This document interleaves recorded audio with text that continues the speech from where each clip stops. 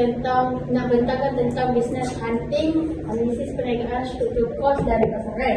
Nama saya Putri Al-Masari binti Muhammad Supri. Nama saya Hafizah Nasara Datuk Aslam. Nama saya Tuan Farai Manina binti Kuala.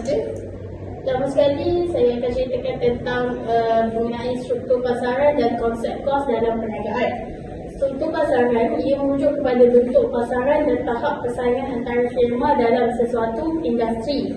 Antara struktur pasaran utama, yang pertama persaingan sempurna, persaingan monopolistik, oligopoli dan monopoli. Konsep kos pula terbahagi kepada dua, iaitu kos tetap dan kos berubah. Kos tetap adalah kos yang tidak berubah mengikut jumlah pengeluaran seperti sewa bangunan dan gaji pekerja. Kos berubah pula kos yang berubah mengikut kuantiti pengeluaran seperti bahan mentah dan kos pembungkusan. Dalam tugasan ini, kami membandingkan tiga jenis perniagaan. Perniagaan yang pertama iaitu Coca-Cola, yang kedua Watson dan yang ketiga adalah Post Malaysia. Saya manager syarikat Coca-Cola. Jenis perniagaannya adalah minuman ringan dan minuman berkarbohidrat. Struktur pasarannya adalah oligopoli. Jenis kos bagi jenis Coca-Cola, kos tetap, sewa kilang, gaji pekerja, mesin pengeluaran dan kos pemasaran. Kos berubah gula, air, bahan perisa, botol dan tim pembungkusan. Justifikasi, company Coca-Cola beroperasi dalam pasaran oligopoli kerana hanya beberapa syarikat besar menguasai industri minuman ringan. Coca-Cola bersaing melalui harga, iklan dan kualiti produk serta mempunyai jenama yang kuat dan ramai pengguna setia.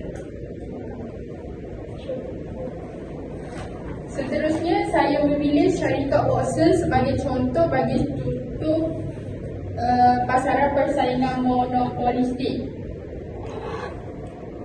Watson merupakan sebuah perniagaan dalam sektor peluncitan kesihatan, kecantikan diri dan penjagaan diri.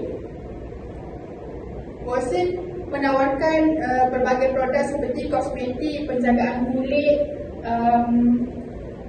ubat-ubatan ringan dan keperluan harian.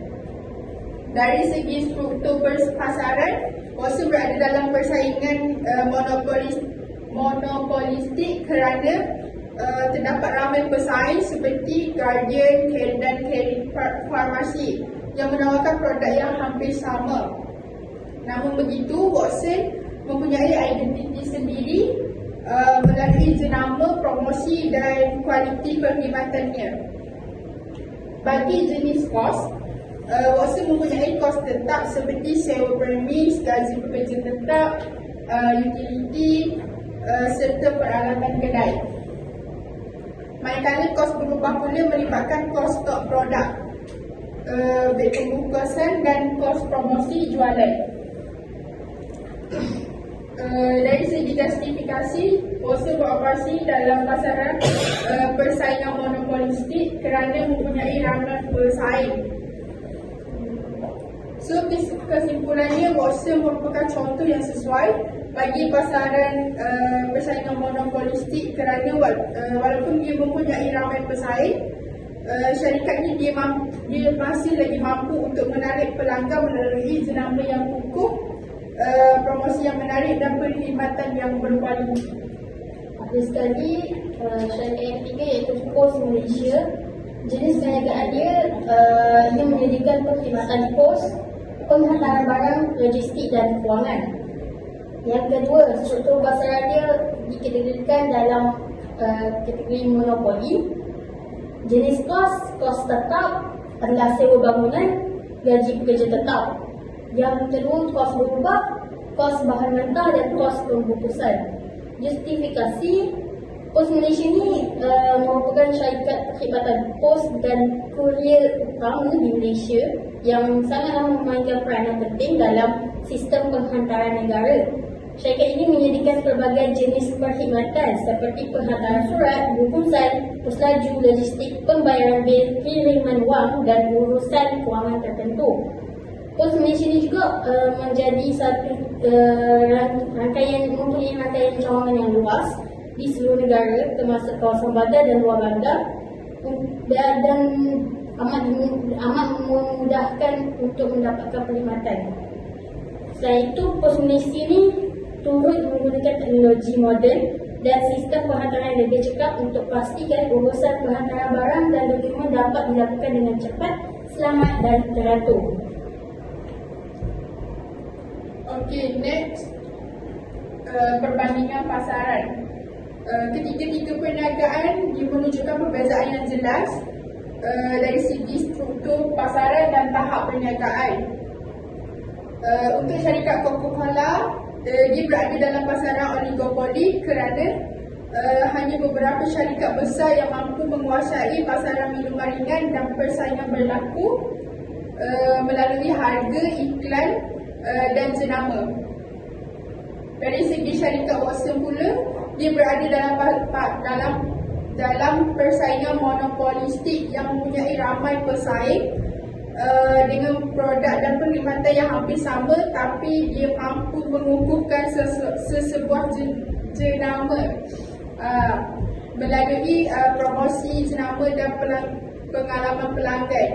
Manakala Pos Malaysia pula, dia berada dalam pasaran monopoli kerana menjadi penyedia utama perkhidmatan pos negara, dan dia mempunyai rangkaian perkhidmatan yang luas di seluruh Malaysia. So dari segi kos, Pos Malaysia dia mempunyai kos tetap yang tinggi kerana melibatkan operasi penghantaran, kerajaan logistik dan rangkaian cawangan yang besar. Selain itu, Coca-Cola pula dia juga mempunyai kos tetap yang tinggi disebabkan penggunaan mesin pengeluaran, pemasaran dan pengiklanan yang berskala besar. So akhir sekali adalah syarikat Watson, di mana dia juga mempunyai kos yang lebih fleksibel kerana lebih bertumpu kepada operasi peruncitan dan pengurusan stok produk kesihatan serta produk kecantikan. Kesimpulannya, setiap perniagaan mempunyai struktur pasaran, tahap persaingan dan pengurusan kos yang berbeza mengikut jenis industri yang dijalankan. Struktur pasaran memainkan peranan penting dalam menentukan cara sesebuah syarikat menjalankan operasi, menetapkan harga dan menarik pelanggan. Dalam pasaran yang mempunyai persaingan tinggi, syarikat perlu menggunakan pelbagai strategi seperti promosi, periklanan dan peningkatan kualiti produk bagi memastikan perniagaan terus mendapat permintaan daripada pengguna. Selain itu, pengurusan kos yang cekap adalah penting untuk memastikan keuntungan dan kelangsungan perniagaan. Perniagaan besar seperti Coca-Cola dan Pos Malaysia memerlukan kos yang tinggi tetapi mempunyai kelebihan dari segi penguasaan pasaran, manakala Watson lebih fleksibel tetapi menghadapi persaingan yang tinggi. Melalui tugasan ini, kita dapat memahami bahawa setiap syarikat mempunyai cabaran dan kelebihan tersendiri berdasarkan struktur pasaran yang dicerbuhi. Kajian ini juga membantu meningkatkan pemahaman tentang konsep struktur pasaran, jenis kos dan cara perniagaan beroperasi dalam situasi sebenar. Sekian itu sahaja daripada kami. Terima kasih.